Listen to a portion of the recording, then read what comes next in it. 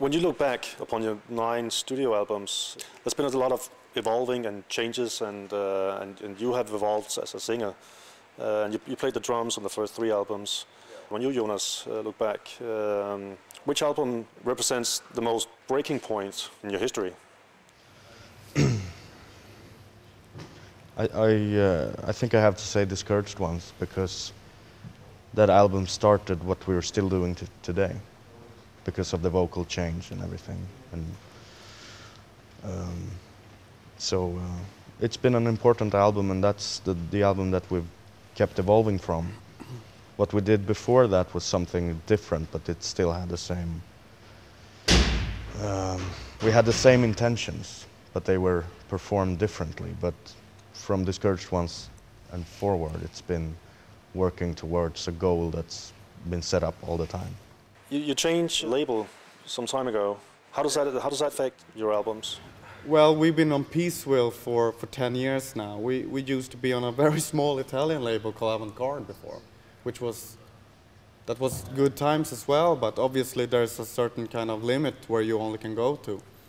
These days on Peaceville, I mean, it's pretty much a perfect home for us, because I mean, we're not a Katatonia is not a household name that's getting played on radio every day. We're not Nickelback or something like that. You know what I mean? We're comfortable where we are.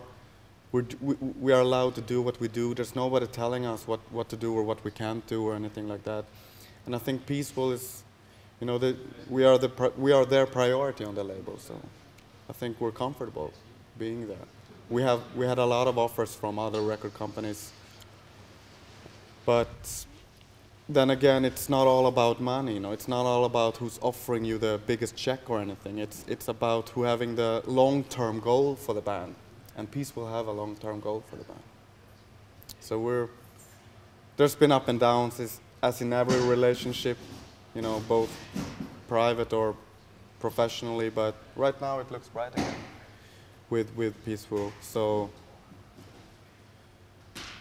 don't be too surprised if, you know, the next album is going to be on Peaceful. Yeah. What is the difference between the Swedish musical environment, the scene in Sweden, and the Norwegian, the Danish? And do you see any difference in the way bands play, in the way bands get supported in different places, different countries? For me, I can't see the difference really. I mean, Sweden have a lot of bands. That's about it for me. I think we get this question a lot, but then the question speaks like, what is the difference between Scandinavian bands and European bands? And that's pretty much, you know, that's easier to answer, because there is definitely a certain kind of vibe going on with the Scandinavian bands. I think it's a very healthy scene in general, compared to a lot of other countries, like, I don't know, for instance, France or something. You can immediately see such a big, vast difference in the whole community. Also Finland as well. They have a great scene these days. I don't know. It's very hard to answer that one, actually. But it's definitely interesting that it's such a this place has such a historical important value in the scene of metal and rock in general. I think it's probably something that has to do with the environment, and also probably the possibilities and abilities to start playing in a band very early.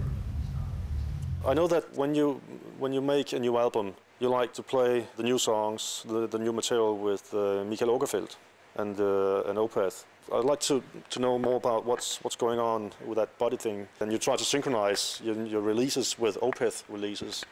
Is that a tradition that goes way back? Or where does that come from? I think it's been lucky.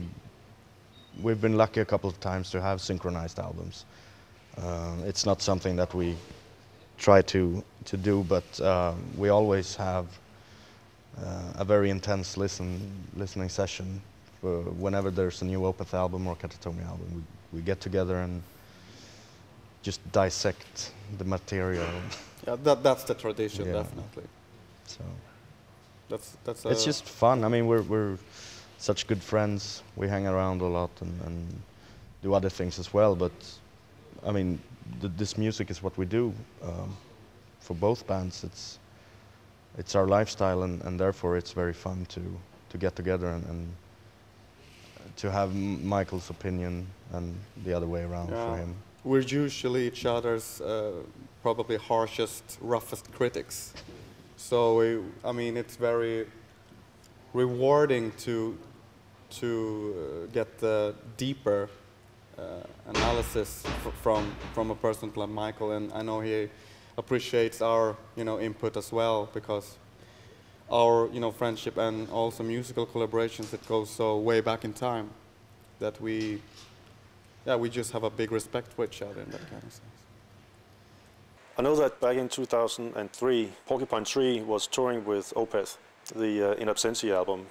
Is that the connection with Katatonia and Porcupine Tree, or how did you get this gig? Yeah, I mean, we've been knowing Steven since about those times. Maybe earlier, yeah, I think. I mean, we discovered Porcupine Tree already back in '95, when a friend actually sent the Sky Moves Sideways album, and that's how both me and Jonas and even Michael discovered the band. And I think it was Michael who took contact with Steven, and they started their whole collaboration thing on the producing part and stuff like that. But I mean, we were in the picture as well. We were always talking with Steven about having, doing something with Katatonia as well. And we have been talking many years about him stepping into the picture, but it never, it's a time, a question of time. It's an issue of time always, So we never got the opportunity to work together so far. But now they were on tour. It just clicked perfectly with us, being just ready, promoting the new album, and they offered us the support slot, so here we are. I have one last question.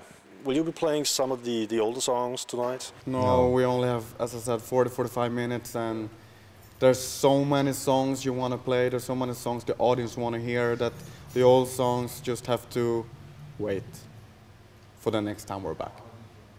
But how do you pick the songs? I don't know. We fight. Yeah, we have fights, but I think it all comes down to what is the band most comfortable playing. I mean, what songs do we have in our backbone? What will sound best for this audience? Because playing with Porcupine Tree it's not our audience, and we want to make a good impression, so we want to play the songs that we are comfortable with. Yeah, it's always a compromise to choose the track list, I think. There's always going to be someone that won't be happy with it, Always. Even ourselves.